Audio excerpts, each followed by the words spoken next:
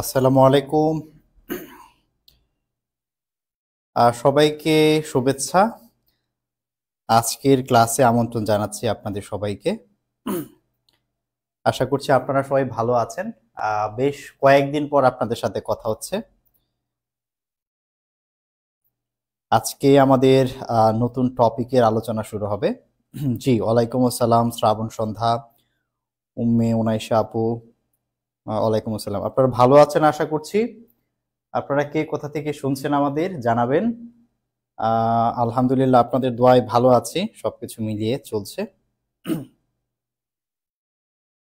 আমরা একটু সময় নিব, আর 30 সেকেন্ডের মতো, এরপর ইনশাল্লাহ আমরা শুরু করে দিব।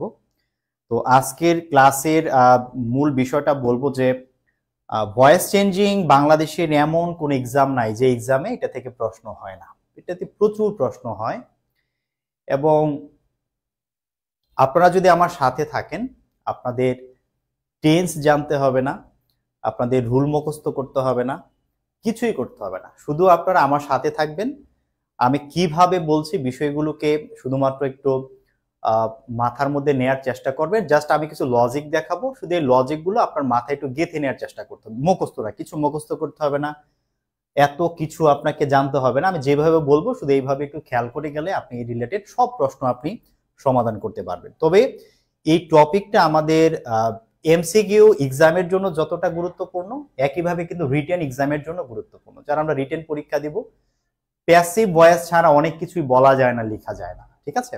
তো দুটি ক্ষেত্রেই কিন্তু আমাদের জন্য এটা গুরুত্বপূর্ণ। সো আমরা এটা খুব ডিপলি শিখবো খুব ভালোভাবে, যেন পরীক্ষাতে খুব সহজে আমরা এগুলির আনসার করতে পারি।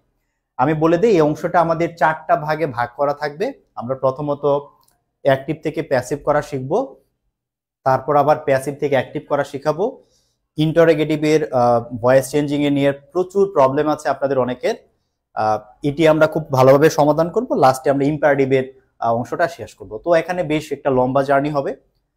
তবে মনে রাখতে হবে, যারা আমার প্রথম ক্লাসগুলি করবে, আমি কিন্তু ইন্টারোগেটিভ থেকে নতুন করে কিচ্ছু পড়াবো না। এখন যা পড়াবো ইন্টারোগেটিভ ইম্পারেটিভে আমরা এই বিষয়গুলোকে অ্যাপ্লাই করেই কিন্তু আমরা পুরো ভয়েসের ব্যাপারগুলোকে মানে কমপ্লিট করে ফেলবো। সো এখানে আপনাদের বেশি মনোযোগ দিতে হবে, তাহলে পরে আর আপনাকে কষ্ট করতে হবে না। পরে আপনার আমার ভাষা আপনি এমনিতেই বুঝতে পারবেন, ঠিক আছে? ওকে, আমার মনে হয় যে যারা যুক্ত হওয়ার অনেকে আমাদের সাথে যুক্ত হয়ে গেছে। আমরা শুরু করি। আমাদের এই ভয়েস চেঞ্জিং এর ক্ষেত্রে আমাদের কয়েক রকমের প্রশ্ন হয়। আমরা প্রথমে যে বিষয়টা নিয়ে কথা বলবো, যে আমাদের টপিক হচ্ছে আজকে অ্যাক্টিভ থেকে প্যাসিভ করাটা মূলত আমরা শিখবো, এবং অ্যাসার্টিভ সেন্টেন্স আলোচনা করব। তার আগে আমাদের কিছু বেসিক বিষয় নিয়ে আমাদের কথা বলে নিতে হবে, যাতে করে পরের বিষয়গুলো আমরা সহজে রিলেট করতে পারি এগুলোর সাথে। এখানে একটা কথা আছে যে ভয়েস মানে হচ্ছে বাচ্য, এবং যদি আপনাকে বলা হয় যে ভয়েস কাকে বলে, ভয়েস হচ্ছে সাবজেক্ট ও ভার্বের মধ্যে যে সম্পর্ক তাকে আসলে ভয়েস বলা হয়। সাবজেক্ট এবং ভার্বের মধ্যে যে সম্পর্কটা এমন হয়, কখনো দেখা যায় সাবজেক্ট কাজ করে, আবার কখনো দেখা যায় সাবজেক্ট ভার্বের কাজ করে না। এই যে কাজ করে বা করে না, এইভাবে কিন্তু ভার্বের সাথে সাবজেক্টের একটা সম্পর্ক তৈরি হয়। এই সম্পর্কটা বোঝানোর জন্যই কিন্তু আমরা ভয়েস শব্দটি ব্যবহার করি, যে তাদের মধ্যে কি সম্পর্ক। যখন আমি বলছি যে এই ভার্বটা অ্যাক্টিভ ফর্মে আছে বা অ্যাক্টিভ ভয়েসে আছে, বুঝতে হবে সাবজেক্ট ভার্বের কাজ করে। যখন বলছি এটা প্যাসিভ ভয়েস, মানে সাবজেক্ট ভার্বের কাজটা করে না। কিরকম আমরা দেখব। এখানে একটা লাইন আছে, দেখেন, বলা হচ্ছে voice refers to the relationship between the verb and the subject, অর্থাৎ ভার্ব এবং সাবজেক্টের মধ্যে কি সম্পর্ক, এই সম্পর্কটা হচ্ছে ভয়েস আমাদেরকে বোঝায়। ইন এ সেন্টেন্স, একটা সেন্টেন্সের মধ্যে, it defines whether the subject of the sentence is performing the action, অর্থাৎ এটা বোঝায় সাবজেক্টটা ওই বাক্যের ভার্বের কাজটা করছে কিনা। যদি করে তখন তাকে বলা হয় অ্যাক্টিভ ভয়েস, ও রিসিভিং দ্য অ্যাকশন, অথবা যদি সে কাজটি না করে তখন তাকে বলা হচ্ছে আমাদের প্যাসিভ ভয়েস। হ্যাঁ, এখানে রিসিভিং বিষয়টা কি এগুলো নিয়ে আমি পরে কথা বলবো, আপাতত যাচ্ছি না। তো এই জায়গা থেকে আমরা বুঝতে পারছি যে ভয়েস হচ্ছে দুই প্রকার, একটা অ্যাক্টিভ ভয়েস আর একটা হচ্ছে প্যাসিভ ভয়েস। এখন মূল ব্যাপার হচ্ছে যে অ্যাক্টিভ ভয়েস কাকে বলে। আমরা উপরের আলোচনা থেকে, সংজ্ঞা থেকে আমরা বুঝতে পারি, সাবজেক্ট নিজে ভার্বের কাজ যদি করে, আমরা যদি দেখি সাবজেক্ট নিজে ভার্বের কাজ করে, বলবো অ্যাক্টিভ ভয়েস। প্যাসিভ ভয়েস হচ্ছে সাবজেক্ট নিজে ভার্বের কাজ করে না। যদি সাবজেক্ট নিজে ভার্বের কাজ না করে বলবো সেটি অ্যাক্টিভ ভয়েস নয়, সেটি প্যাসিভ ভয়েস। কিন্তু এখানে ঝামেলা আছে। ঝামেলা আছে কেন? এক পলকে অ্যাক্টিভ ও প্যাসিভ ভয়েস আমরা চেনার উপায় করব, যে দেখে একটা বাক্য দেখে সাবজেক্ট কাজ করে কি করে না কিছুই দেখতে মানে আমাকে বুঝতে হবে না, শুধু দেখবো আর বলে দেবো এটা অ্যাক্টিভ না প্যাসিভ। ঠিক আছে, দেখে আমরা বলে দিতে পারবো। কিন্তু তার আগে আপনারা একটু দেখেন আপনারা কোন কোন জায়গাতে আটকে থাকেন। যেমন আপনাকে যদি আমি প্রশ্ন করি যে আপনি অ্যাক্টিভ ভয়েস প্যাসিভ ভয়েস চিনবেন কিভাবে, তো প্রথমত আপনি আমাকে ওইটা বলবেন যে ভাইয়া যদি সাবজেক্ট কাজ করে অ্যাক্টিভ ভয়েস, সাবজেক্ট যদি কাজ না করে প্যাসিভ ভয়েস, আপনি এটাই বলবেন। প্রথমত আপনি এটাই বলবেন, ঠিক আছে। কিন্তু এই বাক্যটা দেখেন তো, এখানে বলা আছে দ্য বেড ফিল সফট, অর্থাৎ এই বিছানাটাকে নরম মনে হয়। এখন এই যে বেড বিছানা, এই বিছানা কি ফিল করতে পারে? বেডের পক্ষে কি ফিল করা পসিবল? এই বাক্যের সাবজেক্টটা কি ভার্বের কাজ করতে পারবে? বিছানা কি কোনো কিছু ফিল করতে পারবে? পারবে না। বিছানার কোনো পারসিভিং অর্গান নাই যে সে এটা দিয়ে টাচ করবে, এটা দিয়ে ধরবে, এটা দিয়ে দেখবে, নাই। সো সে কাজ করতে পারে না। এখন তাহলে কি আপনি এই বাক্যটাকে বলবেন যে এটা প্যাসিভ সেন্টেন্স? না, এটা প্যাসিভ না, এটা বাক্যটা অ্যাক্টিভ। তাহলে সাবজেক্ট কাজ করে না করে না যদি এই চিন্তা করে আমরা অ্যাক্টিভ প্যাসিভ বলতে যাই তাহলে পারবো না। পরীক্ষায় কয়েকবার এই ধরনের প্রশ্ন আসছে, আমি দেখাবো। তাহলে সাবজেক্ট দেখে বলতে পারছি না যেটা অ্যাক্টিভ হবে না প্যাসিভ হবে, বলা পসিবল না। আবার অনেকে বলবে যে ভাইয়া বাক্যে যদি ভার্ব থ্রি থাকে তাহলে সেটা প্যাসিভ হয়। এখানে দেখেন আই হ্যাভ ডান ইট, এখানে হ্যাভ এর পরে ভার্ব থ্রি আছে না? যেহেতু ভার্ব থ্রি আছে তাহলে কি এটাকে প্যাসিভ বলা যাবে? না, এটাকেও প্যাসিভ বলা যাবে না। তার মানে ভার্ব থ্রি থাকলে যে প্যাসিভ হবে বিষয়টা এরকম নয়। এই যে এখানে I got the application written, verb three আছে, প্যাসিভ বলা যাবে? যাবে না। তাহলে আমরা শিখলাম সাবজেক্ট কাজ করে কি করে না এইটা অনুযায়ী আমরা প্যাসিভ বলতে পারি না। বাক্যে ভার্ব থ্রি আছে কি নাই সেটা দেখেও আমরা প্যাসিভ বলতে পারি না। আবার দেখেন অনেকে বলবে যে ভাইয়া বাই থাকলে প্যাসিভ হয়। এখানে আছে দেখেন I got the pen bought by mom, এখানেও বাক্যে বাই আছে। এখন কি বাক্যকে আমরা প্যাসিভ বলবো?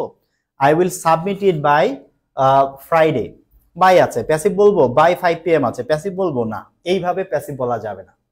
তাহলে আমরা শিখে নিলাম আমরা সাবজেক্ট কাজ করে কি করে না এটা দেখে প্যাসিভ বলবো না, ভার্ব থ্রি আছে কিনা এটা দেখে প্যাসিভ বলবো না, বাই আছে না না এটা দেখেও প্যাসিভ বলবো না। কি দেখে প্যাসিভ বলবো এখন আসেন সেই আলোচনায় আসি। দেখেন আমাদের 12টি টেন্স আছে, আমরা জানি 12টা টেন্স আছে, আমরা 12টা টেন্সের আলোচনা আমরা করেছিলাম। তো সাধারণত টেন্সের স্ট্রাকচার অনুযায়ী থাকে। আমরা দেখি যে আমাদের যেই বাক্যগুলোর যে টেন্সের যে বিষয়গুলো আছে আমরা প্রত্যেকটা সেন্টেন্সে কিন্তু সেই ভার্বগুলোকে টেন্সের স্ট্রাকচার অনুযায়ী বাক্যের মধ্যে দেখি। আমরা সেগুলো খেয়াল করব না। আমরা কি খেয়াল করব জানেন? প্যাসিভ ভয়েস মানে হবে, প্যাসিভ ভয়েস বলতে বোঝাবে যে প্রথমে একটা বি ভার্ব থাকবে তারপরে একটা ভার্ব থ্রি থাকবে। যদি এই বি ভার্বের পরে ভার্ব থ্রি থাকে কেবল তখনই আমরা সেই বাক্যটাকে প্যাসিভ ভয়েস বলবো। আমরা বি ভার্বের আলোচনা কিন্তু এর আগে আমরা রাইট ফর্ম অফ ভার্বে করেছি, টেন্সের সময় কিন্তু আমরা এগুলো দেখেছি যে বি ভার্ব বলতে কাদের বোঝায়? বি ভার্ব বলতে বোঝায় এই ভার্বগুলোকে। দেখেন বি ভার্বের ভার্ব ওয়ান মানে প্রেজেন্ট ফর্ম হচ্ছে এম ইজ আর, বি ভার্বের পাস্ট ফর্ম হচ্ছে ওয়াজ ওয়্যার, ভার্ব থ্রি হচ্ছে বিন। আর এই বি কে বলা হয় বেস ফর্ম, বি কে বলা হয় বেস ফর্ম। আর বিং হচ্ছে এই বেস ফর্মের সাথে যদি আমি আইএনজি যোগ করি তাহলে সেটা বিং হয়। তাহলে মোট কয়টা ভার্ব হচ্ছে? একের হচ্ছে 5, 6, 7, 8, এই 8টি হচ্ছে আমাদের বি ভার্ব। আমাদের মাথায় রাখতে হবে এই যে 8টি ভার্ব আছে যদি এদের পরে আমরা দেখি এই 8টি বি ভার্বের পরে যদি ভার্ব থ্রি থাকে কেবল তখনই আমরা সেই বাক্যটাকে প্যাসিভ বলবো। আর যদি এই বি ভার্বগুলোর পরে ভার্ব থ্রি না থাকে সেটিকে কোনোভাবেই প্যাসিভ বলা যাবে না, সেটিকে অ্যাক্টিভ বলতে হবে। আমরা এক্সাম্পল দেখে বুঝবো। যেমন দেখেন এখানে বলা হচ্ছে দে ফলো আস, এখানে এই যে ফলো আছে, তো এখানে এই বি ভার্ব কি কোনোটা আছে? এই 8টার কোনো বি ভার্ব আছে? নাই। যেহেতু নাই এটা অবশ্যই অ্যাক্টিভ, আর কিছু দেখা লাগবে না, এটা অবশ্যই অ্যাক্টিভ। এখানে আছে আর ফলোড, দেখেন এই যে আর বলতে আমাদের একটা বি ভার্ব আছে এবং তারপরে একটা ভার্ব থ্রি আছে। যেহেতু বি ভার্বের পরে ভার্ব থ্রি আছে এখন এটাকে আমরা বলবো প্যাসিভ। এইটা তাহলে হয়ে যাচ্ছে আমাদের অ্যাক্টিভ, এটি হয়ে যাচ্ছে আমাদের প্যাসিভ। এখানে শুধু প্লে আছে, দেখেন শুধু প্লে আছে, B verb plus verb three আছে, নাই, সো এটাকে অ্যাক্টিভ বলবো। এখানে ইজ আছে, বি ভার্ব, এই ইজ, তারপর একটা ভার্ব থ্রি আছে, যেহেতু বি ভার্বের পরে ভার্ব থ্রি আছে এটা অবশ্যই কি হবে? প্যাসিভ হবে। আমরা শুধুমাত্র এই বি ভার্বে 8টি ভার্ব আর ভার্ব থ্রি, আর কিছু দেখা লাগবে না, এটা পেলেই আমরা বলবো যে বাক্যটা প্যাসিভ, না পেলে অ্যাক্টিভ, আর কোনো কথা নেই। ঠিক আছে, আপনারা বলেন তো এই অংশটুকু ক্লিয়ার হয়েছে কিনা? এই অংশটুকু যদি ক্লিয়ার হয়, এই দুইটা বাক্য বলেন তো কোনটা কি বাক্য হবে, এইটা কি বাক্য হবে আর এইটা কি বাক্য হবে বলেন। এটা আপনাদের উপর ছেড়ে দিলাম, দেখি আপনারা বলতে পারেন কিনা।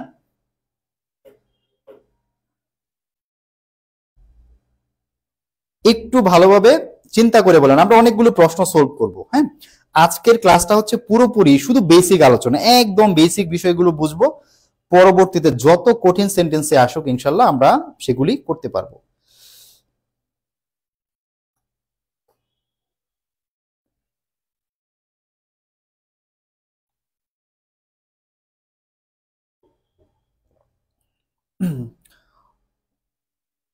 জি, আমার ক্লাসের জন্য অনেক ওয়েট করছিলেন, অনেক ধন্যবাদ ভাইয়া, আপনাদের জন্য অপেক্ষা করি। কিন্তু আসলে বিষয়টা এমন যে আমরা চাইলেও আসলে হুটহাট চলে আসতে পারি না ক্লাসে।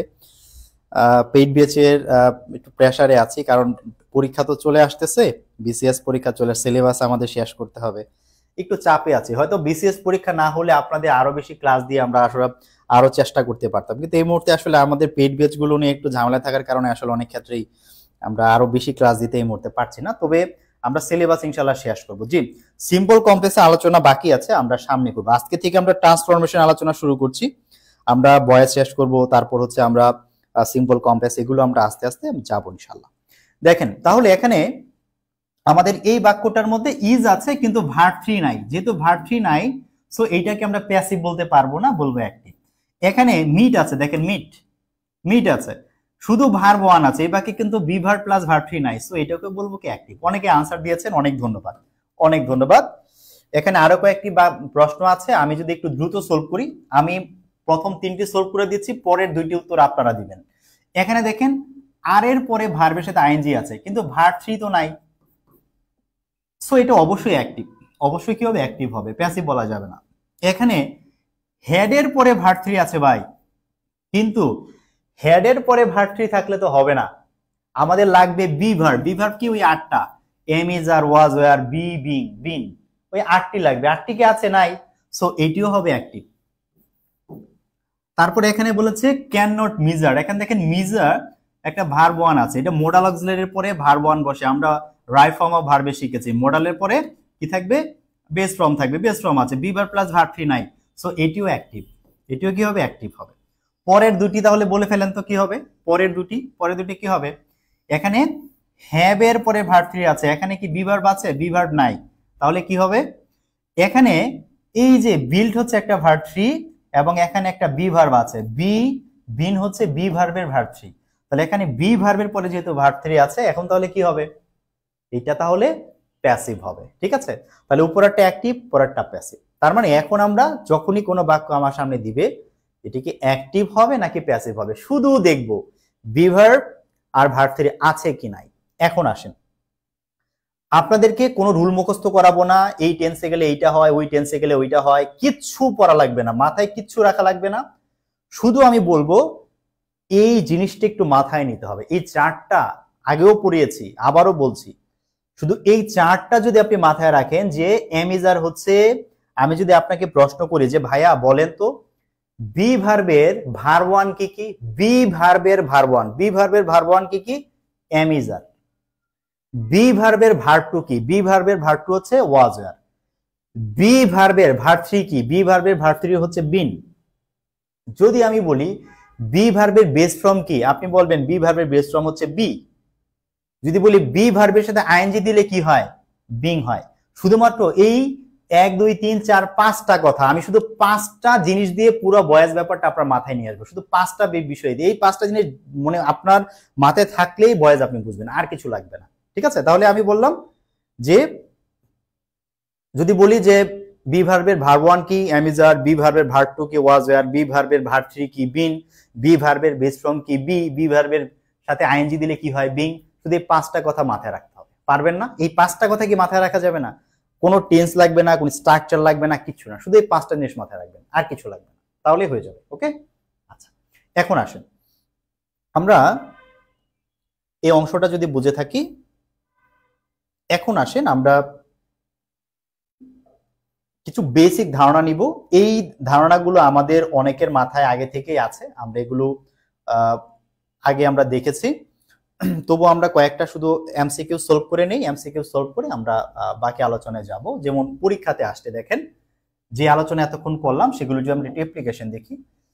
এখানে এই যে সেলস আছে, বলেন এটা অ্যাক্টিভ হবে নাকি প্যাসিভ হবে? বি ভার্ব প্লাস ভার্ব 3 কে আছে? নাই তো। বি ভার্ব প্লাস যেহেতু ভার্ব 3 নাই ভাই, কোনো টেনশন নেই, এটা অবশ্যই অ্যাক্টিভ হবে, কোনো টেনশন। অ্যাক্টিভ না বুঝতে বলে বলেন। ইজ আছে কিন্তু ভার্ব 3 নাই, ভার্ব 3 নাই, তাহলে কি হবে? অবশ্যই বা অ্যাক্টিভ ভয়েস হবে। আপনাকে করে বুঝতে হবে না, তাকাবেন আর আনসার দেখাবেন, তাকাবেন আর আনসার দেখাবেন, ঠিক আছে? পরেরটা বলেছে দেখেন, is known to me is an example of, এটা কিসের উদাহরণ? দেখেন ইজ হচ্ছে একটা বি ভার্ব এবং নোন হচ্ছে একটা ভার্ব 3, নো ভার্ব থেকে নোন হয়েছে। যেহেতু বি ভার্ব প্লাস ভার্ব 3 আছে, অবশ্যই প্যাসিভ হবে। অবশ্যই কি হবে? প্যাসিভ হবে, অ্যাক্টিভ দাগানো যাবে না। এখন অনেকে বলতে পারেন ভাইয়া এরকমের বাক্য তো কম্পাউন্ডও হইতে পারে, কমপ্লেক্সও হইতে পারে, এগুলো আমি কিভাবে বুঝবো?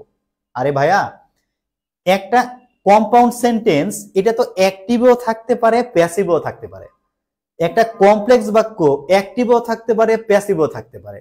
একটা সিম্পল সেন্টেন্স অ্যাক্টিভও থাকতে পারে, প্যাসিভও থাকতে পারে। যে কোনো বাক্য অ্যাক্টিভও থাকতে পারে, প্যাসিভও থাকতে পারে। এই জন্য এগুলি আমি যদি এখন বলতাম যে এটা কম্পাউন্ড সেন্টেন্স তাহলে ভুল হইতো, কারণ এই বাক্যটা আছে প্যাসিভে। এই বাক্যটা ধরেন কমপ্লেক্স, কম্পাউন্ড, সিম্পল যে কোনোটাতেই থাকতে পারতো এবং এটা অ্যাক্টিভও হইতে পারতো, প্যাসিভও হইতে পারতো। কম্পাউন্ড বাক্য, কমপ্লেক্স বাক্য অ্যাক্টিভও হয়, প্যাসিভও হয়। সো আমি এগুলো দাগাইতে পারবো না, এগুলো দাগালে ভুল হবে। কারণ আমি যদি বলি যে হ্যাঁ কমপ্লেক্স বাক্য মানেই প্যাসিভ, তাহলে প্রশ্ন করবে কমপ্লেক্স বাক্য কে মানে অ্যাক্টিভ হইতে পারে না, প্যাসিভ হইতে পারে না? তখন আমাকে বলতে হবে হ্যাঁ হ্যাঁ হইতেও পারে। সো এই আনসার করা যাবে না, আমরা শুধু ভয়েস দেখে আনসার করছি, ঠিক আছে? আচ্ছা, এরপর দেখেন পরের প্রশ্নটাতে বলেছে যে এখানে বলছে যে সিলেক্ট দ্য অ্যাক্টিভ স্ট্রাকচার। এখানে কোনটা অ্যাক্টিভ এটা আমাদেরকে খুঁজে বের করতে হবে। অ্যাক্টিভটা খুঁজে বের করতে, এটা আপনারা করেন তো দেখি। আপনারা নাম্বার 4 দেখেন তো পারেন কিনা। হ্যাঁ, বিভিন্ন মন্ত্রণালয় প্রশাসনিক কর্মকর্তা 2019 সালে প্রশ্নটা আসছে, দেখেন তো পারেন কিনা। এটা আপনাদের টেস্ট।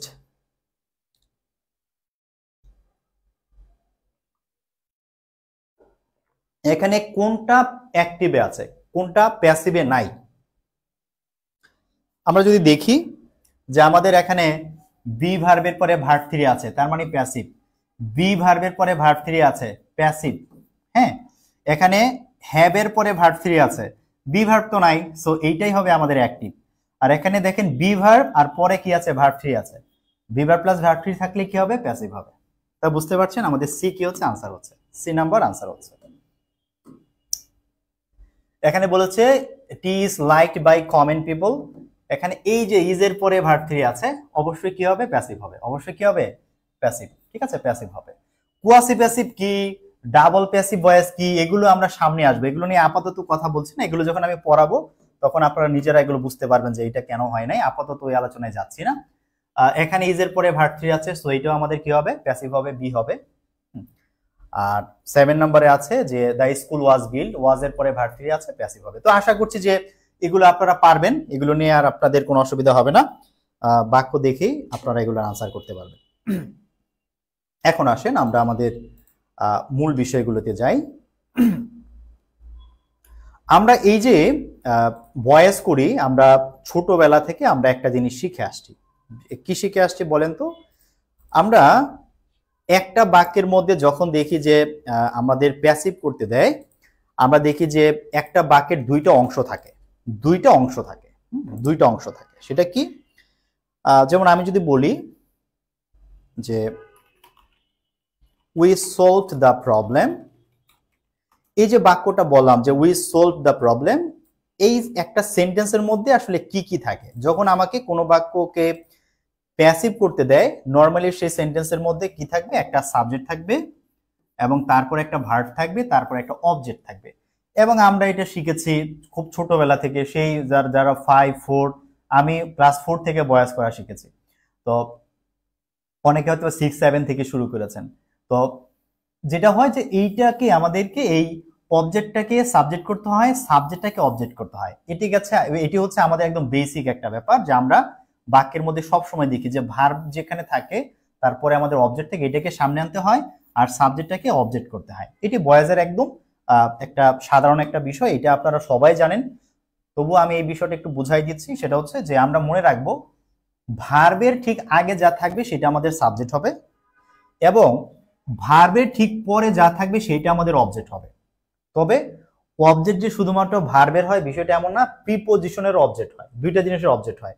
ভার্বের পরে যা থাকে সেটা ভার্বের অবজেক্ট, প্রিপোজিশনের পরে যা থাকে সেটা প্রিপোজিশনের অবজেক্ট, দুইটা জিনিসের অবজেক্ট হয়। তো প্রিপোজিশনের অবজেক্ট থাকে, এটা আমার আপাতত লাগবে না, বাট ভার্বের পরে যা থাকে সেটা আমাদের অবজেক্ট হবে, এটা আমাদের একটু মাথায় রাখতে হবে। আর এগুলো আপনারা জানেন যে আই একটা সাবজেক্টিভ ফর্ম, এটার অবজেক্টিভ ফর্ম মি, উই থেকে আস হয়, ইউ থেকে অবজেক্টিভ ফর্ম ইউ হয়, হি থেকে হিম হয়, শি থেকে হার হয়, ইট থেকে ইট হয়, দে থেকে দ্যাম হয়। এগুলো আমরা একটু জেনে রাখবো। আর যদি আর্টিকেল থাকে কোনো নাউনের সাথে, সেই পুরোটাকে আমাদের কি করতে হবে, বাক্যের অবজেক্ট করতে হবে পুরোটাকে। দা বুক আছে, দা বুকই আমাদের লিখতে হবে। কিছু ক্ষেত্রে হয়তো বা দা বুকের পরিবর্তে আমরা ইট লিখতে পারি, এটা কখন আমি পরে দেখাবো। আর কোনো নাম থাকলে আমরা সেই নামের পরিবর্তে নামও লিখতে পারি, আবার আমরা হারও লিখতে পারি, মানে তার প্রোনাউন ব্যবহার করতে পারি। জেনির সাবজেক্ট কি, জেনির সাবজেক্ট হচ্ছে শি, তো শি থেকে আমরা হার লিখতে পারি, ঠিক আছে। আবার যদি কখন দেখি খুব বড় বড় অবজেক্ট আছে বা সাবজেক্ট আছে, দা ইন্টারেস্টিং বুক, তিনটা শব্দ, এই পুরোটাই আমাদের অবজেক্ট হবে। আর যদি নাউনের আগে দেখি আমরা এরকম পসেসিভ আছে, মাই বুক, হিজ কান্ট্রি, আওয়ার কান্ট্রি, এগুলোকে আমাদের পুরোটাকে আমাদের বাক্যের কি করে অবজেক্ট করতে হবে, এগুলোকে আমরা ভাঙতে পারবো না, এগুলো পুরোটা নাউন ফ্রেজের মতো কাজ করে। এগুলোকে আমাদেরকে পুরোটাকে একসাথে সামনে নিতে হবে। আপনাদের নাউন ফ্রেজ কি বোঝার দরকার নাই, শুধু মনে রাখবেন যে এগুলোর আগে যখন এরকম ভাবে আমরা কোনো আর্টিকেল পাবো, এরকমের কোনো পসেসিভ অ্যাডজেক্টিভ পাবো, এগুলোকে পুরোটাকে আমরা কি করব, অবজেক্ট করবো। শুধু এই সেন্সটা মাথায় রাখলে হবে। আর ভয় পাওয়ার কিছু না, আমরা যেহেতু অনেক প্র্যাকটিস করব, প্র্যাকটিস করতে করতে এগুলো আমরা এমনিতেও ধরতে পারবো তখন, ঠিক আছে, যে আমরা কোন অংশটাকে সামনে নিচ্ছি, কোন অংশটাকে পিছনে নিচ্ছি, আমরা বুঝতে পারবো। আসেন এবার আমরা মূল পড়াশোনায় আসি। মূল পড়াশোনায় আছে আমাদের আলোচনার বিষয় হচ্ছে আমরা শিখবো অ্যাক্টিভ টু প্যাসিভ। দেখেন এখন থেকে কিন্তু চেঞ্জিং এর বিষয়তে আমরা চলে যাচ্ছি, খুব ইম্পর্টেন্ট, একটু মনোযোগ দেন আমি কি বলতেছি, খেয়াল করেন। এই প্রশ্নটা বুঝলেই আপনার অনেক কিছু বোঝা হয়ে যাবে। আমরা বলছি আমরা শিখবো অ্যাক্টিভ টু প্যাসিভ। ভাই এই যে আমরা বলছি আমরা অ্যাক্টিভ টু প্যাসিভ শিখবো, যদি একটু খেয়াল করেন, আচ্ছা অ্যাক্টিভ ভয়েস কাকে বলে? আমরা বলেছি সাবজেক্ট কাজ করে, কিন্তু বলেছিলাম এইটা দেখে বুঝতে পারবো না। অ্যাক্টিভ ভয়েসের মূল বৈশিষ্ট্যটা কি? মূল বৈশিষ্ট্য হচ্ছে আমরা বলেছি ভাই প্যাসিভ বলতে বোঝায় বি ভার্ব। ওই যে 8টা ভার্বের কথা বলেছি না, 8টার যে কোনো একটা, তারপর থাকবে কি ভার্ব 3, যদি এরকম পাই সেটা প্যাসিভ। তাহলে অ্যাক্টিভ কেমন হবে? অ্যাক্টিভ হচ্ছে যেমনই থাকুক, অ্যাক্টিভ ভয়েসের বাক্য যেই রকমই থাকুক সমস্যা নাই, কিন্তু সেই বাক্যে কোনোভাবেই এইরকম কিছু থাকবে না, বি ভার্ব প্লাস ভার্ব 3 থাকবে না। তাহলে অ্যাক্টিভ ভয়েস মানে হচ্ছে বি ভার্ব প্লাস ভার্ব 3 থাকবে না। বি ভার্ব প্লাস ভার্ব 3 থাকবে না মানে সেটা অ্যাক্টিভ ভয়েস, এবং সেটিকে আমাকে বানাতে হবে বি ভার্ব প্লাস ভার্ব 3। অর্থাৎ খেয়াল করেন, be verb plus verb 3 active ভয়েসে করা থাকবে না, আমাকে বানাইতে হবে। আমি যদি বি ভার্ব প্লাস ভার্ব 3 বানাইতে পারি তাহলে প্যাসিভ হয়ে গেছে, আর কোনো টেনশন নাই, প্যাসিভ হয়ে গেছে।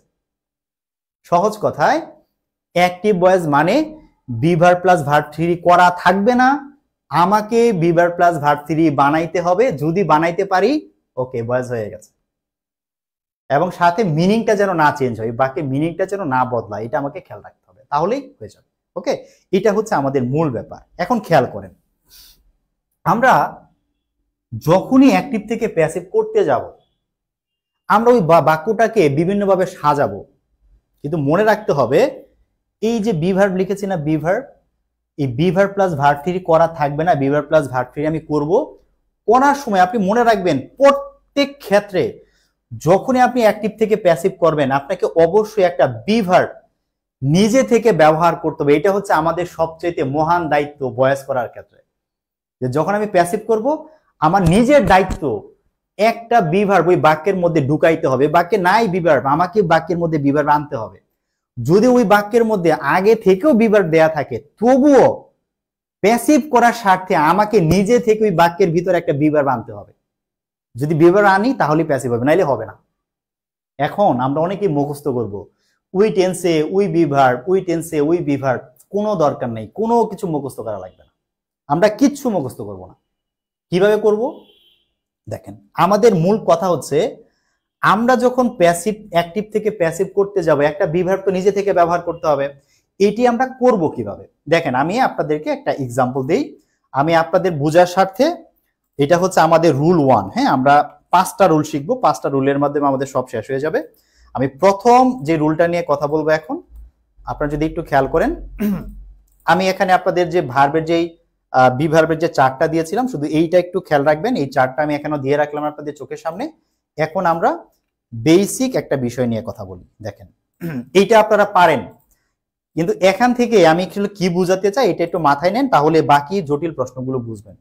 দেখেন, প্রথম কথা হলো যে আমাদের সামনে এরকম ভাবে একটা বাক্য দেয়া থাকবে, আমাদের সামনে বাক্য দেয়া থাকবে। আপনারা মনে রাখবেন, রুল 1 মানে হচ্ছে, আমরা রুল 1 বলতে বুঝবো যে এখানে কি থাকবে, বাক্যে ভার্ব 1 থাকবে, ভার্ব 1।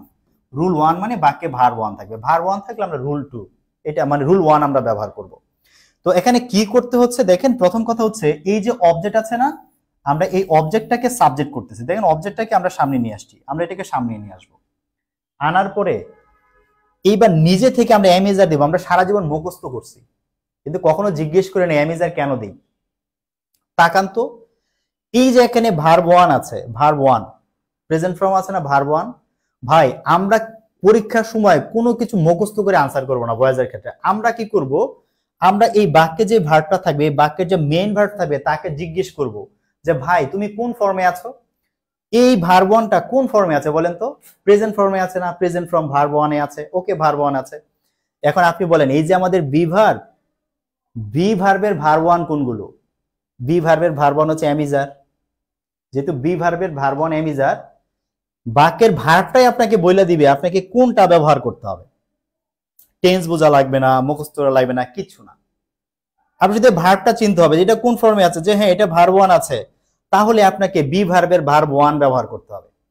আপনি যদি দেখেন এখানে ভার্ব 2 আছে, তাহলে আপনি বি ভার্বের ভার্ব 2 ব্যবহার করবেন। ভাই হয়ে গেল তো, দুইটা রুল শেষ, এখানেই দুইটা রুল শেষ হয়ে গেছে। ঠিক আছে, তাহলে যদি আমরা দেখি ভার্ব 1 আছে, আমরা বি ভার্বের ভার্ব 1 ব্যবহার করব। যদি দেখি ভার্ব 2 আছে, এখানে যদি ভার্ব 2 থাকে, বি ভার্বের ভার্ব 2 ব্যবহার করব। তারপর কি করব, এখানে যে ভার্ব 1 আছে এটাকে আমরা ভার্ব 3 অর্থাৎ পাস্ট পার্টিসিপল করে দেব, পাস্ট পার্টিসিপল করে দিব। তারপর আমরা জানি আমাদের একটা বাই ব্যবহার করতে হয়, এবং সর্বশেষ সাবজেক্টটাকে কি করতে হয়, অবজেক্ট করতে হয়। সাবজেক্টটাকে কি করতে হয়, অবজেক্ট করতে হয়। আমি আপনাদেরকে করে দেখাই, খুব সহজ বাক্য লিখবো প্রথমে, তারপর আমরা বিগত সালের প্রশ্নগুলো সলভ করব। হ্যাঁ, এটি যেহেতু সহজ, এটি আপনারা সবাই পারেন। যেমন এখানে যদি আমি লিখি, একটু সহজ বাক্য যদি লিখি, হি প্লেস ক্রিকেট, ধরেন আমি এই বাক্যটা লিখি, হি প্লেস ক্রিকেট। এখন কি করব তাহলে, এখানে আমার প্রথম কাজ কি, আমার প্রথম কাজ হচ্ছে আমাকে এখানে এই যে ক্রিকেট যে অবজেক্ট আছে সামনে আনবো, তাহলে অবজেক্ট আনলাম ক্রিকেট। তারপর আমি বলেছি মহান দায়িত্ব, নিজে থেকে একটা বি ভার্ব দিতে হবে বাক্যে, বি ভার্ব প্লাস ভার্ব 3 বানাবো। তাহলে এখানে এটা আছে ভার্ব 1, ভার্ব 1 মানে বি ভার্বের ভার্ব 1 কি অ্যামিজার, অ্যামিজার থেকে যখন একটা টেন্সের ক্লাসে শিখিয়েছিলাম, সাবজেক্ট আই হলে এম, সাবজেক্ট সিঙ্গুলার হলে ইজ, সাবজেক্ট প্লুরাল হলে আর। তাহলে ক্রিকেট কি সিঙ্গুলার, তাহলে আমাকে অ্যামিজার থেকে দিতে হবে ইজ। তারপর আমরা করব কি, এটাকে ভার্ব 3 করব, প্লেড, তারপরে বাই, তারপরে হি থেকে হিম। কোন টেন্স কি আপনাকে কিছু ভাবার দরকার নাই, কারণ টেন্স ভাবতে গেলে আপনি ভুল করবেন। এটা সহজ বলে হয়তো মনে হচ্ছে না, কিন্তু যখন হ্যাভ, বিন, বিং অনেকগুলো ভার্ব যখন বাক্যে থাকবে আপনি কনফিউজ হয়ে যাবেন। কিন্তু আমি যেভাবে দেখাচ্ছি আপনি এভাবে প্র্যাকটিস করেন, যত বড় বাক্যই হোক আপনি কনফিউজ হবেন না। শুধু এই কনসেপ্টটা মাথায় নেন, আমি সহজ ব্যাপার এখন দেখাচ্ছি, আস্তে আস্তে আমরা জটিলের দিকে যাব, বাট এই কনসেপ্টটাই আমরা কাজে লাগাবো। তাহলে এটা আমরা বুঝতে পারলাম। তাহলে রুল 1 নিয়ে আমার মনে হয় আপনাদের কোনো সমস্যা নেই। এখন আসেন, যেমন আমি দুই একটা প্রশ্ন আপনাদের একটু লিখে দেখাই, বিগত বছরের কয়েকটা প্রশ্ন যদি একটু দেখেন, দেখেন এই প্রশ্নগুলো দেখেন। এখানে যেমন প্রথম প্রশ্নটা আছে, Fortune favours the brave, Fortune favours the brave. এই যে ফেভার্স এর সাথে এস আছে, আমরা জানি এস থাকে মানে ভার্ব 1, ভার্ব 1 এর সাথে এস থাকে, অন্যথায় এস থাকে না ভাই, এটা মানে ভার্ব 1 আছে। এখন এটাকে আমি প্যাসিভ করি, এইটা যদি ভার্ব হয়, এটা সাবজেক্ট, এটা অবজেক্ট, তাহলে এটাকে সামনে আনি, তাহলে সামনে আনলে হচ্ছে কি দা ব্রেভ। রাইট ফর্ম অফ ভার্বে পড়িয়েছি, কি পড়িয়েছিলাম, এই ব্রেভ হচ্ছে একটা অ্যাডজেক্টিভ, অ্যাডজেটিভের আগে যদি দি থাকে এটা প্লুরাল নাউন হয়ে যায়, প্লুরাল কমন নাউন হয়। অ্যাডজেটিভের আগে দি থাকলে the pious, the rich, the brave পড়িয়েছিলাম আপনাদেরকে, মনে থাকার কথা, আশা করি মনে আছে। হ্যাঁ, যে যখন আপনি দেখবেন যে এরকম ভাবে অ্যাডজেটিভের আগে দি আছে প্লুরাল নাউন হবে। তো যদি প্লুরাল নাউন, এখন আমাকে অ্যামিজার ব্যবহার করতে হবে, ভার্ব ওয়ান থাকলে অ্যামিজার, তাহলে অ্যামিজারের মধ্যে এখানে আর ব্যবহার করতে হবে, তাহলে আমি লিখব কি দা ব্রেভ আর। তারপরে এই ফেভারের ভার্ব ছিল হচ্ছে ফেভারড, তারপরে বাই, তারপরে কি করব ফরচুনটা লিখে দেব, হয়ে গেল। আবার দেখেন এখানে আছে all his pupils like him, যে তার সকল শিক্ষার্থী তাকে ভালোবাসে। হিম থেকে আমরা হি লিখলাম, তারপর এখানে এই লাইক ভার্ব ওয়ান আছে, এজন্য আমরা এম ইজার থেকে ইজ লিখলাম, হি এর সাথে ইজ বসে ইজ লিখলাম, লাইকের ভার্ব থ্রি লাইক, বাই দিলাম, আর এই পুরোটা হচ্ছে আমাদের সাবজেক্ট অল হিজ পিউপিলস লিখে দিলাম, হয়ে গেল। উই রিড নোভেলস, দেখেন উই রিড নোভেলস আছে, তো এখানে এই রিডটা ভার্ব ওয়ান, তো যেহেতু ভার্ব ওয়ান আমরা নোভেলসটাকে সামনে নোভেলস, আর তারপর কি করলাম এই রিডের ভার্ব থ্রি হচ্ছে রেড, এটাই ভার্ব থ্রি, বাই লিখলাম, ওই থেকে আস লিখলাম, সহজ দেখেন। ঠিক আছে, আমি আশা করব এগুলো আপনি বুঝেছেন, এগুলো নিয়ে আপনাদের টেনশন নাই। এখন আসেন রুল টু। রুল টু এ গিয়ে আমরা আরেকটা নতুন কনসেপ্ট এখানে শিখবো। জি, অনেকে আনসার লিখছেন আপনারা, মরিয়ম মনি, জি মুন্নি, ঠিক আছে, অনেকে লিখেছেন, তাহিয়া আপু লিখেছেন, সাইদুল ইসলাম ভাই লিখেছেন, জি সুন্দর হচ্ছে ভাই, আপনারা পারছেন। আপনারা শুধু লেগে থাকেন ভাই, অনেক জটিল প্রশ্ন আপনারা পারবেন, কোনো ডাউট নেই। আমি শুধুমাত্র একটু বেসিকটা ঠিক করে নিচ্ছি, কারণ যখন আমরা একটু ভিন্ন বিষয়গুলো নিয়ে কথা বলবো তখন বেসিকটা মাথায় না থাকলে সমস্যা। হ্যাঁ, আপনারা ধৈর্য হারা হবেন না, প্লিজ একটু সাথে থাকেন, ভালো লাগবে। দেখেন আমরা এবার রুল টু এর আলোচনা করি। রুল টু আমরা কখন অ্যাপ্লাই করব? আমাদের রুল টু আমরা অ্যাপ্লাই করব যখন আমরা দেখবো সাবজেক্ট প্লাস ভার্ব টু থাকবে, বাক্যে যদি দেখি সাবজেক্ট প্লাস ভার্ব টু আছে, তখন আমরা হচ্ছে এই রুল টু ব্যবহার করব।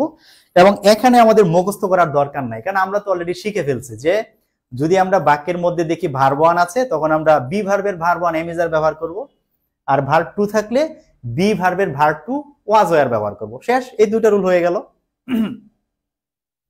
তো এখানে আপনাদের মনে রাখার একটু দরকার আছে, সেটা হচ্ছে আমরা আমি যদি একটু লিখে দেই, একটু দেখেন, আমরা তারপর একটা এক্সাম্পল দেখি। দেখেন আমরা এই যে বললাম যে যখন এরকম ভাবে বাক্যে ভার্ব টু থাকবে আমরা কি করব, আমরা অবজেক্টটাকে আমরা কি করব সাবজেক্ট করব। তারপরে এই যে বাক্যে ভার্ব টু আছে, আমাদের মহান দায়িত্ব কি নিজে থেকে বি ভার্ব দেওয়া। তো বলেছি বি ভার্ব দেওয়ার সময় আমি সবসময় সাবজেক্টকে জিজ্ঞেস করব, ভাইয়া তুমি কোন ফর্মে আছো? হ্যাঁ ভার্ব টু, তাহলে ওয়াজ ওয়্যার। আর যদি ভার্ব ওয়ান থাকে এমিজার, ভার্ব টু আছে ওয়াজ ওয়্যার দিব। তারপরে আমরা এই ভার্ব টুটাকে ভার্ব থ্রি করে ফেলবো, বাই দিব, সাবজেক্টটাকে অবজেক্ট করবো, ব্যাস হয়ে গেল। তো এখানে আপনি দেখেন ওয়াজ ওয়্যার কখন দিব, আমরা পড়েছিলাম সিঙ্গুলার, যদি সাবজেক্ট সিঙ্গুলার হয় আমরা ওয়াজ দিব, সাবজেক্ট যদি প্লুরাল হয় আমরা ওয়্যার দিব। সিঙ্গুলার হলে ওয়াজ দিব, প্লুরাল হলে ওয়্যার দিব, তাহলে হয়ে যাবে। তো আমরা নিচে প্রশ্নটা সলভ করি। দেখেন এই যে এখানে আছে হি কট দ্য বল। কট কি থেকে আসছে ভাই? ক্যাচ থেকে আছে, ক্যাচ। ক্যাচের ভার্ব টু হচ্ছে কট, ভার্ব থ্রিও কট, কিন্তু সাবজেক্টের পরে কখনো ভার্ব থ্রি বসে না, সাবজেক্টের পরে সবসময় ভার্ব টু বসে। তো এইটা থেকে বুঝতে পারি যে এটা অবশ্যই কি ভার্ব টু, এটা ভার্ব থ্রি না। কারণ ভার্ব থ্রি আমরা দেখি নর্মালি এই বি ভার্বের পরে ভার্ব থ্রি বসে, অথবা হ্যাভ, হ্যাজ, হ্যাড এগুলোর পরে ভার্ব থ্রি বসে। ঠিক আছে, তো এখানে যদি হ্যাভ, হ্যাজ, হ্যাড না, এটা অবশ্যই কি একটা ভার্ব টু। তো আনসার লিখবো কিভাবে? দা বল চলে আসবে, তারপর হচ্ছে আমাদের নিজে থেকে ওয়াজ ওয়্যার, তো যেহেতু বল সিঙ্গুলার ওয়াজ লিখবো, তারপর কটের ভার্ব থ্রি কি কট নিজেই কট, তারপরে বাই থেকে হি থেকে কি লিখবো? হিম লিখবো, ব্যাস হয়ে গেল। The ball was caught by him, answer হয়ে গেল, সহজ। এইটা নিয়ে আমাদের সমস্যা নাই, হ্যাঁ এইটা নিয়ে আমাদের সমস্যা নাই, কিন্তু এইটার আনসার আপনারা একটু লেখেন তো সবাই, এই প্রশ্নটার আনসারটা সবাই একটু লেখেন, এটা খুব ইম্পর্টেন্ট। আপনাকে যদি ভাই রুল টু এর প্রশ্ন যদি আপনাকে আটকায়, যদি ঝামেলায় ফেলে, এই প্রশ্নটা থেকে আপনাকে ঝামেলায় ফেলবে। এটার আনসার কি হবে বলেন? এটার আনসার কি হবে খেয়াল করেন। আমাদের ইংলিশে অনেকগুলো ভার্ব আছে, যেই ভার্বগুলোর ফর্ম সেম হয়, তিনটা ফর্ম সেম হয়। আমি কয়েকটা ভার্ব যদি আপনাদের একটু দেখিয়ে দেই তাহলে ভালো হয়। দেখেন আমি কয়েকটা ভার্ব আপনাদের দেখিয়ে দিচ্ছি, এগুলো আপনারা একটু খেয়াল করবেন। যেমন এখানে আমি রিড লিখলাম, রিড রিড রিড, এরকম আছে যেমন স্প্রিট স্প্রিট স্প্রিট আছে, কাট কাট কাট আছে। তারপরে যেরকম পুট পুট পুট আছে, এরকমের অনেকগুলো ভার্ব আছে।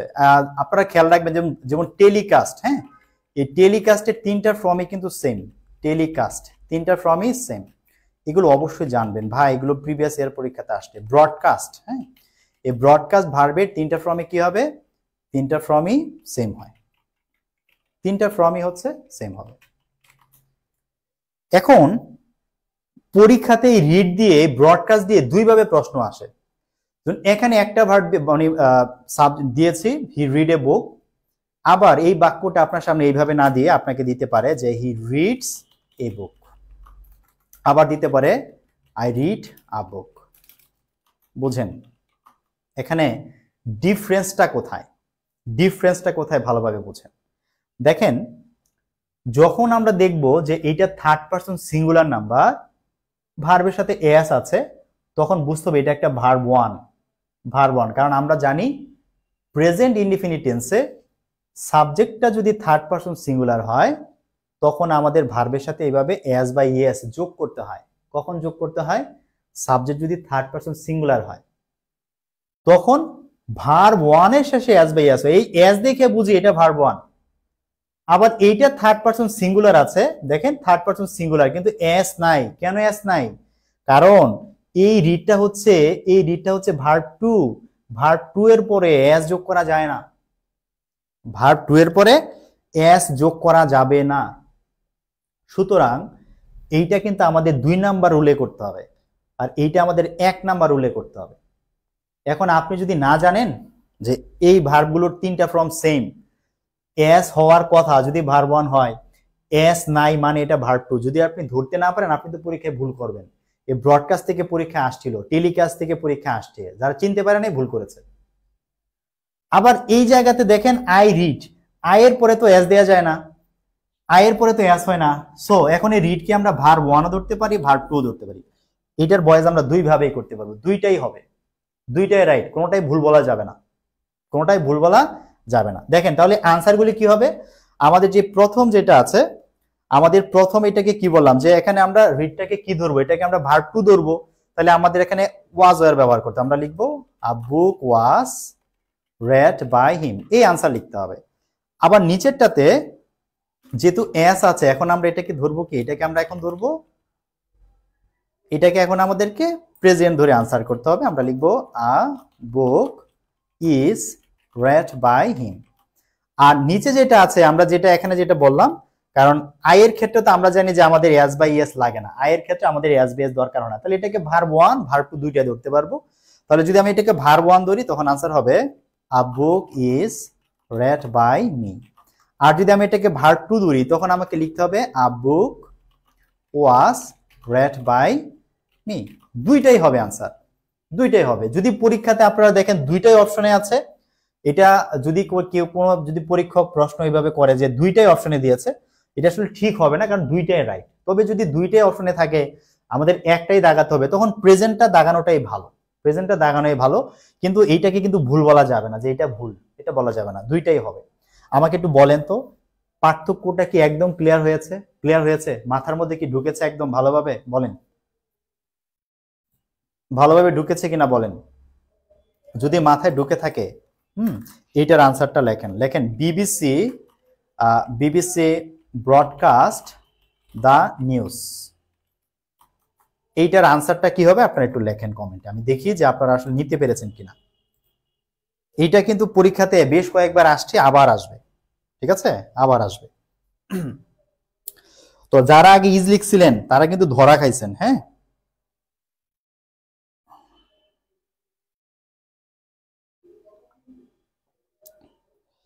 জান্নাতুল ফেরদৌস আপু, আপাতত এনটিআরসি এর কোনো ফ্রি ব্যাচ নাই, মানে রিটেনের কোনো ব্যাচ নাই। আসলে আমরা 46 বিসিএস এ লিটারেচার গ্রামার কোর্স নিয়ে এখন খুব ব্যস্ত আমি, তো আপাতত আর নতুন কোনো কোর্স দেওয়া যাচ্ছে না। এর মধ্যে তো আপনারা আছেনই, তো সবকিছু মিলিয়ে আসলে নতুন কোর্স লঞ্চ করা খুব ডিফিকাল্ট, সম্ভব না। তাহিয়া তাবাসসুম ময়না আপু ভুল করেছেন, ভুল করেছেন, হয়নি কিন্তু আপনারটা। শাপলা আপু পেরেছেন, সৌদা আপু জি হয়েছে, গুড। ইয়াসিন শেখ ভাই ঠিক আছে। আপনারা কিন্তু তাহলে দু একজন মনে হয় এখনো ধরতে পারে নাই যে ট্রিক্সটা কোথায়। ট্রিক্সটা কোথায় ধরতে পারেন নাই। ওকে, অনেকে ইজ লিখছেন, তারান্নুম তারান্নুম ইজ লিখছেন। আরে আপু এই যে ব্রডকাস্ট, হ্যাঁ ব্রডকাস্ট যে লিখলাম একটু আগে দেখাইলাম যে ব্রডকাস্টের 3টা ফর্ম ইজ সেম। এবং এই যে বিবিসি, বিবিসি কি থার্ড পারসন সিঙ্গুলার না? যদি এই বাক্যটা যদি প্রেজেন্ট হইতো, প্রেজেন্ট হইলে তো এই ব্রডকাস্টের পরে একটা এস থাকতো, এস। যদি এস থাকতো তখন আমি বুঝতাম যে হ্যাঁ যেহেতু এস আছে, দেখেন যদি এই ব্রডকাস্টের পরে এস থাকতো বুঝতাম এটা ভার্ব ওয়ান। এখানে তো এস নাই, এটা তো এস নাই, এস নাই মানে এটা পাস্টে আছে। এখন আর আপনি এমিজার ব্যবহার করতে পারবেন না। আমি কি বলেছি, আগে চিনতে হবে ভার্ব ওয়ান না ভার্ব টু। ভার্ব ওয়ান থাকলে এমিজার, ভার্ব টু থাকলে ওয়াজ ওয়ার। এখানে তো ভার্ব টু আছে, এস নাই, verb two, third person singular s হওয়ার কথা নাই, ভার্ব টু আছে, তার মানে ওয়াজ ওয়ার দিয়ে করতে হবে। এখন এমিজার দিয়ে করলে হবে না। বলেন ধরতে পেরেছেন ব্যাপারটা? ধরতে পেরেছেন? অনেকে ঠিক মতো লিখেছেন আনসার, অনেক ধন্যবাদ, থ্যাংক ইউ। পার্টিসিপেশন করলে ভালো হয়। ওকে, নিতে পেরেছেন আপনারা? আচ্ছা, অনেকে হচ্ছে যে দুইটা লিখেছেন। হ্যাঁ না আপু, দুইটা কিন্তু লেখা যাবে না, এখানে ওয়াজ ইজ দুইটাই লেখা যাবে না, একটা লিখতে হবে, ঠিক আছে, একটা শুধু ওয়াজ। হ্যাঁ, এস থাকলে আমরা এম ইজ আর লিখতে পারতাম। ঠিক আছে, এখন আসেন, এটা যদি ক্লিয়ার থাকে এইবার আসেন আমরা সবচেয়ে গুরুত্বপূর্ণ কনসেপ্ট যাচ্ছি, রুল 3। দেখেন এইটা বুঝলে ভয়েস পড়া শেষ, মনে রাখবেন, এইটা পড়লেই ভয়েস পড়া অনেকটা শেষ হয়ে যাবে। রুল 3 আমরা কখন ব্যবহার করব? যখন আমরা দেখব ভার্বের সাথে আইএনজি আছে তখন আমরা রুল 3টা ব্যবহার করব। যখন দেখব ভার্বের সাথে আইএনজি আছে বাট এখানে কিছু কথা আছে বেসিক, কিছু বেসিক কথা আছে, বেসিক কথাগুলো একটু শুনতে হবে, প্রথম দিকে বেসিক কথাগুলো শুনতে হবে। আপনারা খেয়াল করবেন যে কোনো বাক্যে যখন ভার্বের সাথে আইএনজি থাকে, যখন কোনো সেন্টেন্সে ভার্বের সাথে আইএনজি থাকে তখন আপনি দেখবেন যে সেই ভার্বের সাথে যখন আইএনজি থাকে তার আগে অবশ্যই একটা অক্সিলারি ভার্ব থাকে। যে কোনো ভার্বের সাথে যখন আইএনজি থাকবে তখন তার সামনে একটা অক্সিলারি ভার্ব থাকবে। টেন্স গঠনে করার ক্ষেত্রে আমাদের এটা লাগে, যেমন এটা হচ্ছে প্রেজেন্ট কন্টিনিউয়াসের একটা বাক্য, বা টেন্স আমাদের লাগবে না এখানে। শুধু মাথায় রাখেন যে যখন আমরা দেখব কোনো ভার্বের সাথে আইএনজি আছে আর সামনে অক্সিলারি ভার্ব আছে তখনই আমাদের রুল 3 দিয়ে আমরা করতে পারবো। মুখস্থ রাখতে হবে না, এমনিতে মনে থাকবে। তবে এই অক্সিলারি ভার্ব নিয়ে একটু কথা আছে। এখানে অক্সিলারি ভার্ব কয়টা আছে বলেন তো? এখানে অক্সিলারি ভার্ব আছে একটা, কিন্তু একটা সেন্টেন্সে অনেকগুলো অক্সিলারি ভার্ব থাকতে পারে। আমাদের এই সেন্টেন্সে এটা হচ্ছে আমাদের সাবজেক্ট, এটা আমাদের অক্সিলারি ভার্ব, এটা হচ্ছে আমাদের মেইন ভার্ব। কিন্তু একটা বাক্যে মেইন ভার্ব সবসময় একটাই হয়, কিন্তু অক্সিলারি ভার্ব একটার বেশি থাকতে পারে, 2টা 3টা পর্যন্ত অক্সিলারি ভার্ব থাকতে পারে। হ্যাঁ, 3টা পর্যন্ত অক্সিলারি ভার্ব একটা বাক্যে থাকতে পারে। যেমন আমি কয়টা বাক্য আপনাদেরকে দেখাই, একটু এই বাক্যগুলো একটু দেখেন, কারণ এগুলোই আমাদের লাগবে। দেখেন আমি এখানে একটা বাক্য লিখেছি, এই বাক্যগুলো দেখেন, আরো 2টা বাক্য দিই আমি। দেখেন এখানে অনেকগুলো বাক্য আমি দিয়েছি। আমরা প্রথম এখানে ভার্বের সাথে আইএনজি আছে যেগুলো দেখি, তো এখানে এটার সাথে আইএনজি আছে, এখানে আইএনজি আছে, আইএনজি আছে, আইএনজি আছে, আইএনজি আছে, আইএনজি আছে, এই সবগুলোর সাথে আইএনজি আছে। এইটা হচ্ছে subject, subject, subject, subject, subject, subject. এই যে দেখেন এখানে একটা অক্সিলারি ভার্ব, এখানে 2টা অক্সিলারি ভার্ব, এখানে একটা অক্সিলারি ভার্ব, 2টা অক্সিলারি ভার্ব, 2টা অক্সিলারি ভার্ব, এখানে 3টা অক্সিলারি ভার্ব। ঠিক আছে, এবং এক একটা এক এক টেন্সের, টেন্স লাগবে না।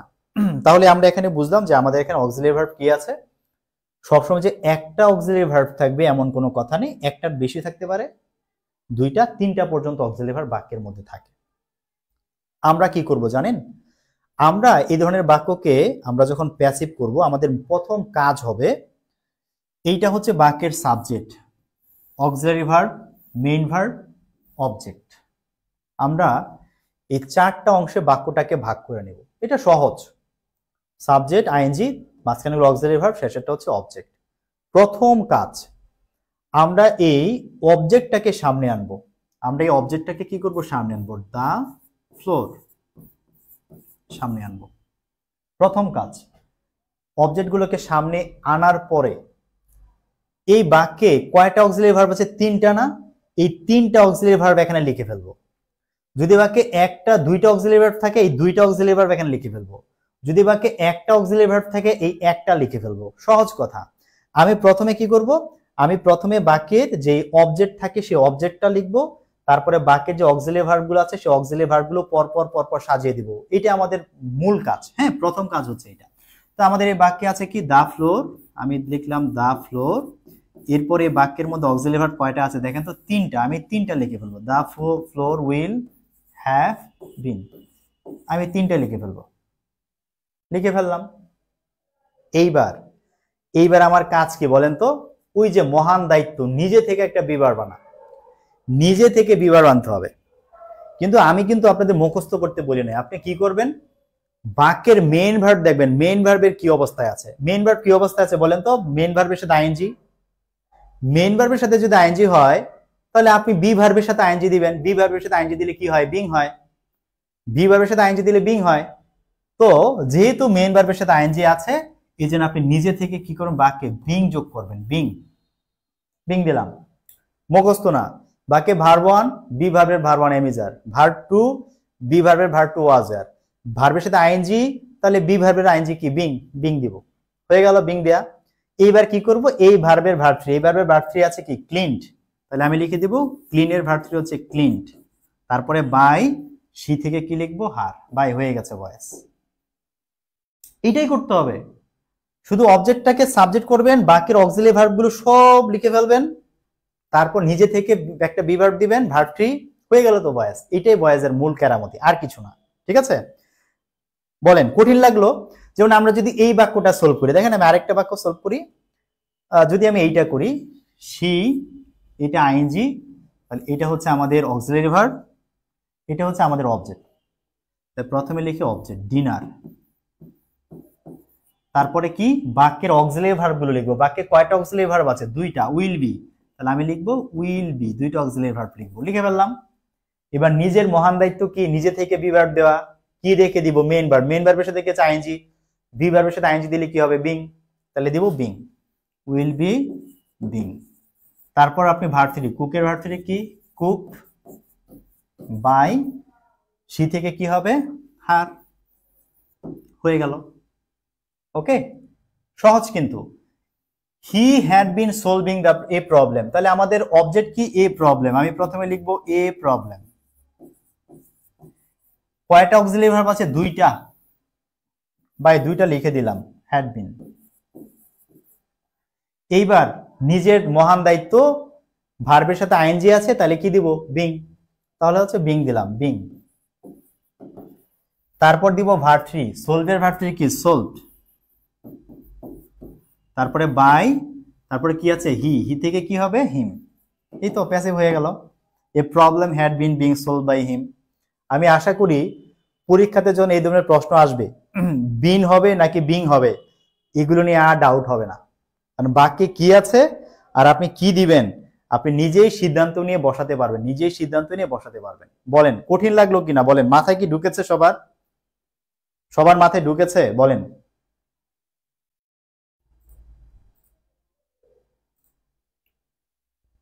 সবাই ক্লিয়ার হয়েছে? আমরা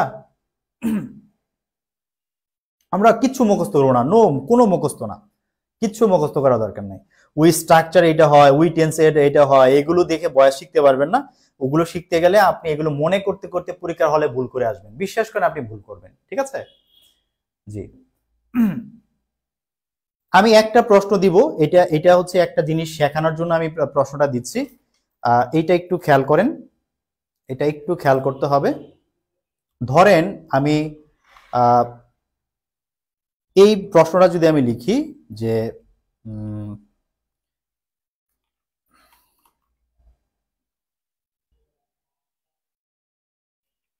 দেখেন লিখলাম যে he will have been cleaning the books, অর্থাৎ সে বইগুলোকে পরিষ্কার করছে। তো এইটা থাকলে আপনি পারবেন, সহজেই পারবেন। কিন্তু যদি বাক্যটা দিয়ে আমি I shall have been cleaning the books, এখানে একটু খেয়াল করেন, একটা ট্রিক্স আছে, একটা ট্রিক্স এখানে মাথায় নিতে হবে। সেটা হচ্ছে এই যে এখানে এটা আই, এখানে ভার্বের সাথে আইএনজি আছে, এগুলি হচ্ছে আমাদের অক্সিলারি ভার্ব, তিনটা অক্সিলারি ভার্ব। এটা হচ্ছে আমাদের অবজেক্ট, ঠিক আছে। এখন দা বুকসটাকে সামনে আনলাম। এখন যদি আমি এই দা বুকস এর পরে যদি শ্যাল হ্যাভ বিন লিখে ফেলি, যদি আমি এখন শ্যাল হ্যাভ বিন লিখে ফেলি, হবে? শ্যাল হ্যাভ বিন কি আমি লিখবো না লিখবো না? আমি লিখতে পারবো না। কেন পারবো না? বুকসের সাথে তো কখনো শ্যাল বসে না, বুকসের সাথে শ্যাল বসে না।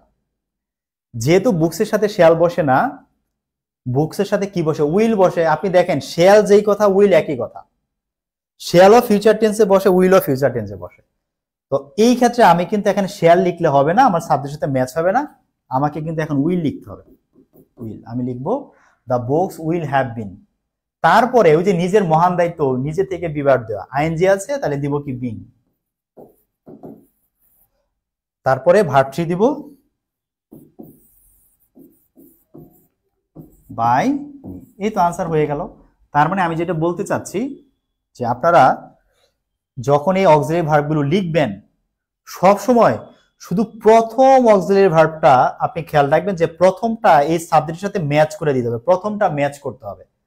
তবে মনে রাখবেন দ্বিতীয় তৃতীয় নাম্বারে যেগুলো থাকবে এগুলো জীবনও চেঞ্জ হয় না, ওগুলো কখনোই চেঞ্জ হয় না। প্রথম অক্সিলারি ভার্বটাকে সাবজেক্টের সাথে ম্যাচ করতে হয়, বাকিগুলাকে করতে হয় না। কেন করতে হয় না জানেন? আপনি দেখেন উইল কি মডাল না? মডালের পরে বেস ফর্ম বসে, হ্যাভ একটা বেস ফর্ম, হ্যাবের পরে ভার্ব থ্রি বসে, হ্যাবের পরে দেখেন বিন একটা কি ভার্ব থ্রি না বিন, ওগুলো সব ম্যাচ থাকে। শুধু প্রথমটা আপনাকে ঠিক করতে হবে যে প্রথম অক্সিলারি ভার্বটা সাবজেক্টের সাথে ম্যাচ করে আপনাকে বসাইতে হবে। আরেকটা এক্সাম্পল দেই, তাহলে এটা আপনি আরেকটু ভালোভাবে মাথায় নিতে পারবেন। ধরেন লেখা আছে এই বাক্যটা দেখেন, এটা লাস্ট এক্সাম্পল আমাদের এই ধরনের প্রশ্নের, যে আই এম রিডিং আ বুক। তাহলে এইটা আছে আই এম রিডিং আ বুক। এখন এই প্রশ্নটার মধ্যে আমি কি কি দেখতে পাচ্ছি? এটা আমার সাবজেক্ট, আইএনজি, অবজেক্ট, আ বুক। এখন যদি কেউ এম লিখে ফেলে, হবে? বুকের সাথে কি এম বসানো যায়? যায় না। কিন্তু আমরা জানি এম মানে এম ইজ আর তিনটা সেম, বুকের সাথে ইজ বসার কথা। তাহলে আপনি এই এম এর পরিবর্তে আপনি এখানে ইজ লিখবেন। তারপরে মহান দায়িত্ব, আইএনজির জন্য বিং, তারপরে ভার্ব থ্রি, তারপরে বাই, তারপরে কি সাবজেক্টটাকে অবজেক্ট করে দেব। বুঝাচ্ছেন যে আমরা যখন এরকম অক্সিলারি ভার্বগুলো লিখবো, শুধু প্রথমটা আমরা এই সাবজেক্টের সাথে ম্যাচ করে দিব, নাহলে কিন্তু ভুল হবে। এটা কিন্তু আমাদের খেয়াল করে লিখতে হবে। ওকে? তাহলে আপনি দেখবেন আপনার পড়া শেষ। আপনি যদি এতটুকু মাথায় নিতে পারেন, ভয়েস পড়া শেষ। আপনি দেখবেন কালকে যে আমরা বাকি আরো যে দুইটা রুল শিখবো, ওগুলো আপনাকে নিয়ে আর মাথা ঘামাইতে হবে না, আপনি চোখের পলকে পেরে যাবেন, চোখের পলকে পেরে যাবেন। ঠিক আছে? তো আজকে আলোচনা আমাদের এই পর্যন্ত থাকবে। আমি চাই আপনারা এই অংশটুকু প্র্যাকটিস করেন। আমি কালকে সকালে আপনাদেরকে ছোট্ট একটা ওয়ার্কশিট দিব, সেখানে মানে একটা প্র্যাকটিস শিট দিব আপনাদের সবাইকে। এই যে তিনটা বিষয় আলোচনা করেছি, তিনটা রুল, এই তিনটা রুলের উপরে বিগত সালে আসা কিছু প্রশ্ন থাকবে, এমসিকিউ না, সেন্টেন্স আকারে। কারণ আগে এমসিকিউ শিখানো যাবে না, আগে আপনি ওই বাক্যগুলো থেকে আপনি ভয়েস করা শিখেন, পরে আমি এমসিকিউ প্র্যাকটিস করাবো। কারণ আপনি ভয়েস এগুলো পারলে এমসিকিউ এমনি পারবেন। ঠিক আছে? তো আপনারা সেই বইটা মানে সেই ওয়ার্কশিট থেকে সবগুলো করে রাখবেন। কালকে রাতেই কিন্তু আমাদের ক্লাস আছে, কালকে বুধবার, কালকে কিন্তু আমাদের গত রবিবারের ক্লাসটি কালকে হবে। সো আপনারা সকালবেলা শিটটা নিয়েই আপনারা সেগুলো সবগুলো মানে হোমওয়ার্ক করে ফেলবেন, তাহলে যা শিখলেন এগুলো একদম ইফেক্টিভলি আপনার মাথায় থাকবে। তারপরে আমরা বাকি আলোচনা করবো ইনশাল্লাহ কালকে রাতে। হ্যাঁ, কালকে থেকে আমরা বাকি দুইটা রুল শেষ করে আমরা বিভিন্ন রকমের যে ভয়েস আছে আমরা সেগুলো, বিভিন্ন রকম ভার্বের ভয়েস আছে, কুয়াসি প্যাসিভ, গ্রুপ ভার্ব, ওই ইউজ অফ প্রিপোজিশন, অনেক কিছু আছে, আমরা এগুলো নিয়ে কথা বলবো। বাট বেসিক কিন্তু এগুলাই। হ্যাঁ, তো আপনারা পড়ে রাখবেন ইনশাল্লাহ। আমাদের টেন্স কিছুই লাগবে না। আমি কিন্তু আজকে যেটা করেছি আপনাদের প্রথম রুল 1 দিয়ে প্রেজেন্ট ইনডিফিনিট টেন্সের ভয়েস শিখিয়েছি, রুল 2 দিয়ে পাস্ট ইনডিফিনিটের ভয়েস শিখিয়েছি, আর 3 নাম্বার রুল দিয়ে আমাদের 6টা কন্টিনিউয়াস টেন্স আছে। Present continuous, present perfect continuous, past continuous, past perfect continuous, future continuous, future perfect continuous. মোট কয়টা হলো? ওখানে 6টা কন্টিনিউয়াস টেন্স আর এখানে 2টা, 8টা টেন্সের বয়েস আমি 3টার মধ্যে আপনাকে শেষ করে দিয়েছি। ঠিক আছে ভাই, আমি পেইড ব্যাচ এইভাবে পড়াই। জিনিসগুলোকে প্রথমে আমি অনেক বেসিক বিষয় আলোচনা করি, তারপর আমি এগুলোকে একদম কি করি আপনার মাথায় এমন ভাবে দিয়ে দিই যেন রুল মুখস্থ করতে না হয়। রুল মুখস্থ করাটা আমি পছন্দ করি। আমি সবসময় বলি ইংলিশের 95% জিনিস রুল মুখস্থ না করেই পারা যায় যদি আপনি বেসিকটা জানেন। কিন্তু কেউ এত কথা বলে এইভাবে আসলে নর্মাল স্টুডেন্টদেরকে শেখাতে চায় না, কিন্তু আমি চাই আপনারা ভালোভাবে শেখেন। একবার শেখেন, জীবনে ভুলবেন না, আপনি চাইলেও বলতে পারবেন না। ঠিক আছে, এগুলো বিষয়টা। তো ভালো থাকবেন ইনশাল্লাহ। তাহলে ওয়ার্কশিটটা সলভ করে ফেলবেন, কালকে রাতে ইনশাল্লাহ আপনাদের সাথে আবার কথা হচ্ছে। সেই পর্যন্ত সবাই দোয়া রাখবেন, ভালো থাকবেন। আপনারা শীট কোথায় পাবেন? শীট আপনারা পাবেন আমার যে ফেসবুক প্রোফাইল আছে সেই প্রোফাইলে পাবেন। আমি লিঙ্কটা আমি আপনাদের এই কমেন্টে দিয়ে দিব নে। ঠিক আছে, আপনারা সেখান থেকে আপনারা ইনশাল্লাহ শীটটা নিয়ে নিতে পারবেন ইনশাল্লাহ, কোনো অসুবিধা নেই। ওকে, আর যদি না পান আমাকে পেজে মেসেজ দিন। হ্যাঁ, আমার পেজে মেসেজ দিন, আমি ইনশাল্লাহ আপনাদের দিয়ে দেওয়ার ব্যবস্থা করব। অনেক ধন্যবাদ ভাই জালাল ভাই, অনেক ধন্যবাদ। সুমাইয়া সুলতান আপু অনেক ধন্যবাদ, আপনারা সাথে আছেন, ভালো লাগছে। জি, তাহিয়া তাবাসসুম ময়না আপু জি অনেক ধন্যবাদ। ভালো থাকবেন তাহলে ইনশাআল্লাহ, কথা হচ্ছে আগামীকাল। আল্লাহ হাফেজ।